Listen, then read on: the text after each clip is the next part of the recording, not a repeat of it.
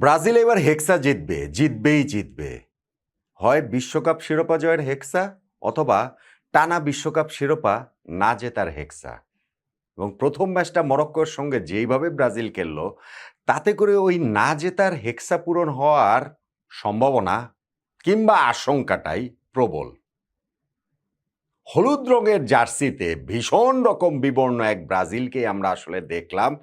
তাও তো তারা দ্বিতীয়ার্ধে একটু গুছিয়ে নিয়েছিল। প্রথমার্ধে শুরুটা মরক্কোর সঙ্গে যেভাবে করেছিল, তাতে করে এই ম্যাচ যে ব্রাজিল হার এড়িয়ে বেরিয়ে আসতে পারবে বোঝা যায়নি, ভাবা যায়নি।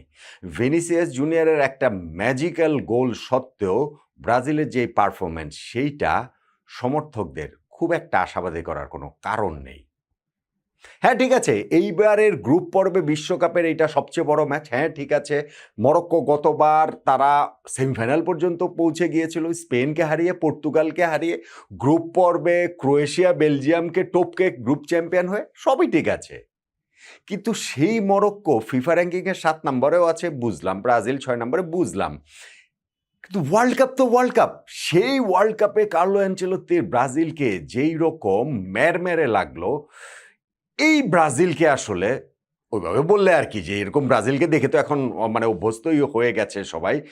ব্রাজিলের খেলায় সাম্বার কোনো ছিটে ফোটাও নেই, কিসের যোগ্যবনিত, কোনো মতে নিজেরা টিকে থাকার জন্যই যেন খেলেছে, স্পেশালি ফার্স্ট হাফটা। সেকেন্ড হাফে তারপরেও কিছুটা ম্যাচের নিয়ন্ত্রণ নিয়েছিল, কিন্তু ব্রাজিলিয়ান ফুটবলে যে ফ্লেয়ার, সেইটার যেমন ছিটে ফোটা দেখা যায়নি, ঠিক তেমনিভাবে এই ম্যাচটা ব্রাজিল জয় ডিজার্ভ করতো, এইটাও জোর গলায় বলার কোনো উপায় নাই। দেখেন, গত বিশ্বকাপের প্রথম ম্যাচ কিন্তু আর্জেন্টিনা হেরেছিল সৌদি আরবের কাছে, তারপরে তারা বিশ্বকাপ জিতেছে না। ওয়ার্ল্ড কাপের প্রথম ম্যাচ মরক্কোর সঙ্গে ব্রাজিল ড্র করেছে, এটা এন্ড অফ দ্য ওয়ার্ল্ড না, ডেফিনেটলি না। কিন্তু একটা টিম তাদের খেলায় কোথাও না কোনো জায়গায় কিছু তো প্রমিস থাকে। আপনি আমাকে বলেন যে এই ব্রাজিলের খেলায় কোন প্রমিসটা দেখতে পেয়েছেন যেইটা সমর্থক হিসাবে আপনার মনে হবে যে না, এই ব্রাজিল ষষ্ঠ বিশ্বকাপ জিততে পারে। স্পেশালি শুরুটা মরক্কো যেভাবে শুরু করেছে, প্রথম ১০ মিনিট যেই ফুটবলটা খেলেছে, তাতে মরক্কোর সামনে ব্রাজিলকে আসলে পাড়া মহল্লার দলের মতোই লাগছিল। মানে আমাদের ঢাকা লিগের ক্লাবগুলো দল আরামবাগ রহমতগঞ্জের মতো লাগছিল। পাগলের মতো দৌড়াচ্ছে তারা বলের পেছনে, কিন্তু সেইটা নাগাল তারা কিছুতেই খুঁজে পাচ্ছে না। এবং মরক্কো যে লিডটা নিয়েছে, সেইটা তারা ডিজার্ভেডলি নিয়ে লিডটা তারা পেয়েছে। লুকাস পাকেতা বল লুজ করেছেন, এবং আজকের এই ম্যাচটাতে পাকেতা, ওয়ার্ল্ড কাপ তো জাস্ট শুরু হলো, একজন মিডফিল্ডার হিসাবে কতবার বল লুজ করা যায় সেইটার আমার ধারণা একটা রেকর্ড লুকাস পাকেতা করে ফেলেছেন। এবং সেই লুজ বলটা ধরে তারা ব্রাহিম ডিয়াজ, তিনি যেই ব্রিলিয়ান্ট একটা থ্রু বল টেললেন, সেইখান থেকে সাইবারি তিনি কিন্তু গোলটা দিয়ে দিলেন ব্রাজিলের কিপার অ্যালিসনের উপর দিয়ে। তিনি গিয়ে লক করে ব্রিলিয়ান্ট একটা ফিনিশে গোলটা দিয়ে দিলেন। গোল খাওয়ার পরও যে ব্রাজিলের সম্বিত ফিরবে, আসলে কিন্তু ফেরেনি, বরং গোল খাওয়ার ঠিক আগ মুহূর্তে ওই যে ভিনিসিয়াস ম্যাচে যাকে কেবল তার আগ পর্যন্ত দেখা যাচ্ছিল না, তিনি লেফট সাইড থেকে ঢুকে যেই ক্রসটা করেছিলেন, সেইখানটাতে ইগোর দিয়েগো, ব্রাজিল যাকে গিয়ে সেন্টার ফরওয়ার্ড হিসেবে খেলিয়েছে, প্রপার নাম্বার 9 হিসেবে খেলিয়েছে, যেইটা আমি বলেছিলাম ব্রাজিলের খেলানো উচিত কিন্তু ভেবেছিলাম যে খেলাবে না, সেটা খেলেছে, কিন্তু ইগোর টেগো সেটা আসলে প্রপার কানেক্টটা আসলে করতে পারলেন না, ওই চান্সটা ব্রাজিলের মিস হলো। মরক্কো কিন্তু একের পর এক প্রেসার ক্রিয়েট করেই যাচ্ছিল, ব্রাজিল মিডফিল্ডের ৩ জন রাখা সত্ত্বেও দখলটা পাচ্ছিল না। পাবেটা কিভাবে? কারণ সেই ৩ জনের একজন পাকেতা, তিনি তো একের পর এক বল লুজই করছিলেন, কোনো একটা পজিশন ধরেও আসলে তাকে দেখা যাচ্ছিল না, ইন্টারচেঞ্জ করছিলেন পজিশন ওইখানটাতে।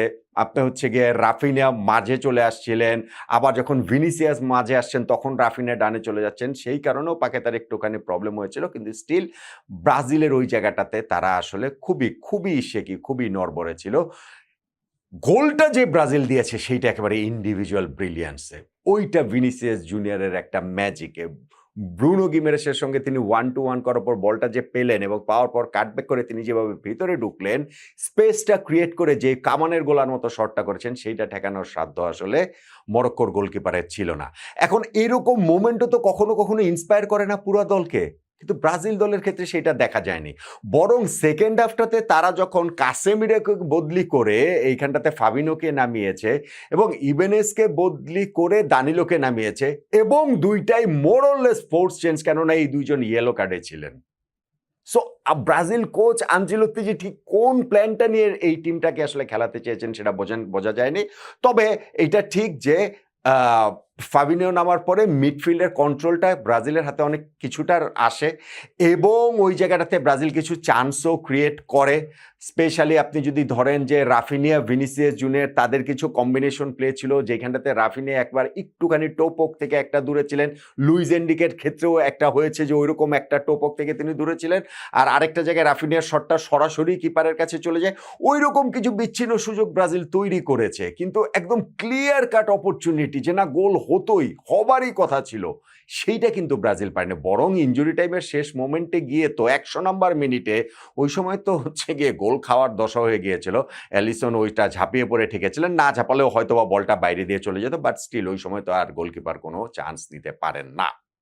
এখন ব্রাজিল যে আজকের এই ম্যাচটা খেলো তারা মোটামুটি 4-3-3-তেই খেলেছে, কিন্তু 3 জন থাকা সত্ত্বেও মিডফিল্ডের দখল তাদের কাছে ছিল না এবং অ্যাটাকিং থার্ডে যে সেই 3টা ছিল, আপনি নাম্বার 9 হিসাবে খেলাচ্ছেন ইগোর তিয়াগোকে, তাকে আসলে সার্ভিসটা কোথায় দিয়েছেন?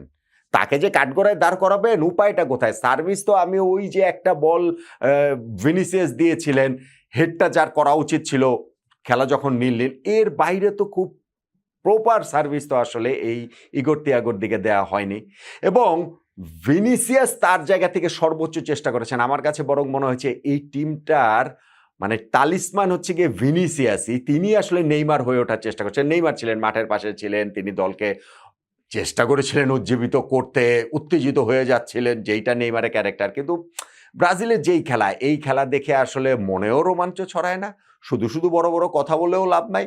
ব্রাজিলের এই দলটা আসলে ওয়ার্ল্ড কাপে খুবই খুবই খুবই বিবর্ণ একটা দল।